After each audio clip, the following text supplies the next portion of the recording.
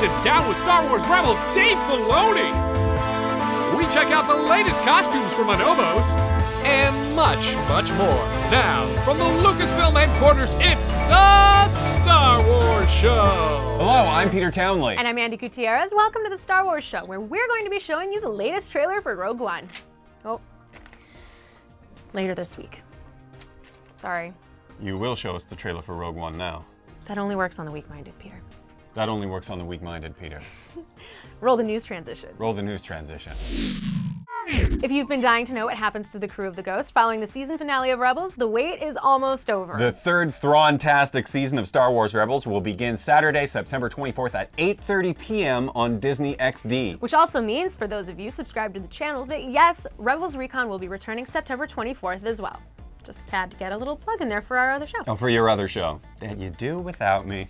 In movie news, a brand new Rogue One, a Star Wars story trailer will premiere tomorrow evening during the Olympics. I'm excited, Andy's excited, everybody is excited. Finally, Star Wars The Force Awakens will be re-released this fall as a 3D collector's edition. Rolling out beginning October 31st and arriving in the US and Canada on November 15th, the exclusive 4-disc collector's edition features brand new bonus materials like additional deleted scenes, new behind-the-scenes featurettes, new behind-the-scenes conversations with cast and crew, as well as a brand new, never-before-released audio commentary by director J.J. Abrams. In addition to all of the new features, The Force Awakens 3D collector's edition will also include all of the classic bonus features from the original home release back in April. And for more Star Wars happenings from around the galaxy, be sure to check out StarWars.com. In 3D!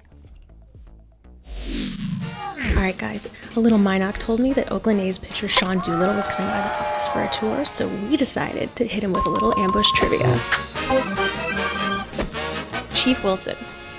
Chief Wilson. Character.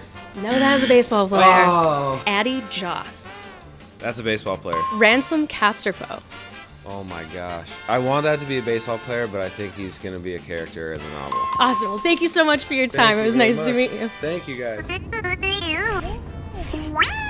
Welcome back to the Star Wars Show. Today we are joined by a good friend of mine, Dave Filoni. How's it going? Good. I've never been on this show like this before with the couch situation and the whole... Right? What would you like to discuss? So, I mean, we've had you on before to talk about Rebels. Today I want to talk about Dave Filoni. I want to talk about gosh. you. Let's get to the heart of Why do this. we want to talk about that? I'm curious about how you started off with Star Wars, because I know you've been a fan for pretty much your entire life. Yeah, there was no being a fan when I was a kid. You were just a kid, and we were lucky enough to grow up with Star Wars. We were just kids growing up in a Star Wars era. How exactly did you get started in the animation industry? My first big job was working as a layout artist in King of the Hill. 4 guys drinking beer next to a Really? fence You in worked Texas. on King of the Hill? I didn't know that. You didn't know that? I was able to do layout. I was able to assistant direct. I was able to do timing, learn about design, talk to background artists. I was able to do a whole bunch of things that had I been an in-betweener at Disney, I never would have made it or known about those jobs. So my skills I learned out of school wasn't that what I like about this field isn't animating. I like telling the story. Tell me about how you got involved with Lucasfilm. I was on Airbender, and it was just the greatest experience. I worked with a lot of friends of mine, from Mike and Brian to Giancarlo. And Giancarlo's like, Filoni, what would you do? What would get you off of this show, Airbender? It's such a fun show. What would it take? I'm like, if George Lucas called and offered me a job, I'd go. And he and I it's never going to happen. So a week later, I get this phone call, and I answer it, and it's this woman. She's a producer for Lucasfilm Animation, and I'm thinking there's no Lucasfilm Animation. What is this? And she's like, we're hiring, we want to interview for supervising director of Clone Wars TV series. I'm like, really? Didn't you just do that? And I said, look, I have to ask you a question. Who is this really? And she's like, excuse me? I'm like, is this the guys around the corner? Because this is just, it's kind of mean. And she's like, is this Dave Filoni? I'm like, yeah. Do you work on Airbender? I'm like, yeah. And she's like, well, you're the guy. And I'm thinking oh, wait a minute. This suddenly sounds really real. And my whole ambition was just to interview. I just wanted to meet George, so when I was in line at Revenge of the Sith, I can say, yeah, well, I met George Lucas. How cool is that? Because I'm like, there's no way I'm going to get this job. So I go in and I meet him, and we talk for about 20 minutes. It's a 20-minute meeting. And he looked at my portfolio, and he kind of went through it like this. And I thought, yeah, this is what I thought. Like, this guy's not, you're not going to impress him with your art. And then just remembering my manners when the time was over, I got up and I thought, well, I'm never going to see this guy again. So I shook his hand. I said, it was very nice to meet you. And he said, very nice to meet you. And I went back to the green room and I felt this great sense of relief. That's over, and that was cool. And you know what? He was a really nice guy. And then the door opens and Catherine sticks her head in and says, he likes you, you got the job. And I was like, what? And then she shut the door, and I remember my first thought was like, oh my gosh, these people have no idea what they're doing. Like, I thought, like, you're going to hire me for this job? You're crazy.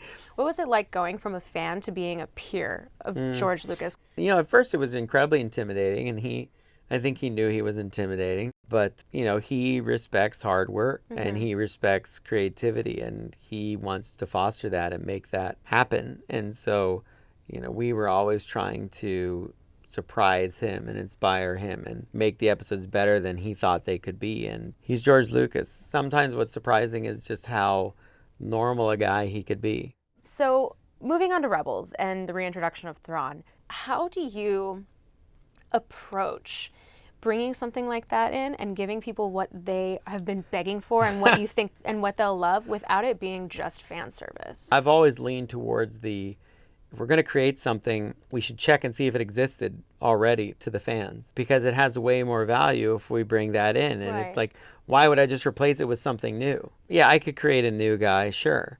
But what about Thrawn? Thrawn is great. Thrawn is a character we all know. Thrawn has a lot of credibility. So then you ask yourself, is it right to use him?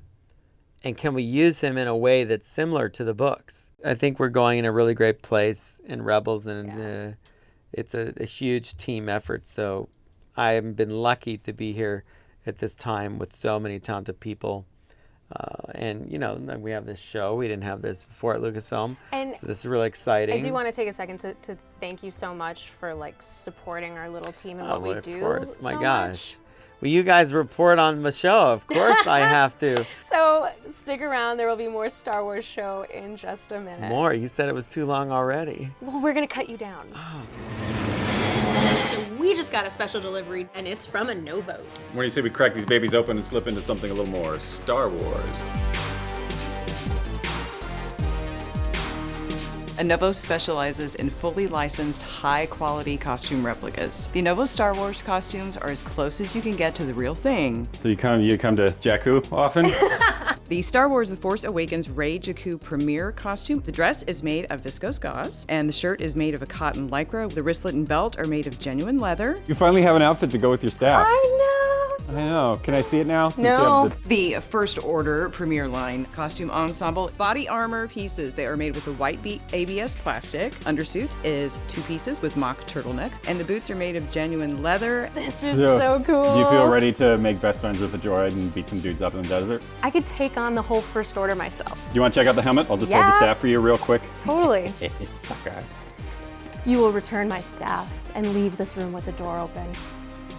I'll return your staff and leave this room with the door open. And you'll get me a sandwich. And I'll get you a sandwich.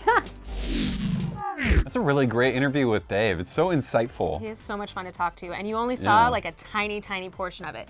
The extended interview will be on our channel later this week. But let's move on to more pressing issues, like naming the Rancor from last week's episode. Yes, after a deluge of great suggestions like Bob, Ricky the Rancor, Rancor McRancorface, Weird Al Rancorvic, Fluffy Cuddles, even a couple of Kitsters, the creator has landed on a clear winner. The Rancor's new name is Randy the Rancor, submitted by Matthew D. Groves on Twitter. As for this week, we want to see your reactions to the new Rogue One trailer. It can be a video, a Vine, a tweet, an Instagram post, Facebook Live, whatever you want. Just make sure to put hashtag Rogue Reactions in the title, and we will feature our favorites on the show next week. Also, make sure to check out our brand new series, The Star Wars After Show, presented by Verizon, where myself and a panel of other Lucasfilm employees will gather around to talk more in depth about all the Star Wars we covered in the show today. Who knows, maybe even some of your comments and questions about this week's episode will be featured. You can check it out this Thursday and every Thursday only on youtube.com/Verizon. Finally, remember to like the video, subscribe to the channel, follow us on Twitter, Instagram, and Google+, like us on Facebook, subscribe to us on Vine, and download the Star Wars app. You got them all. Yes! Thanks for watching.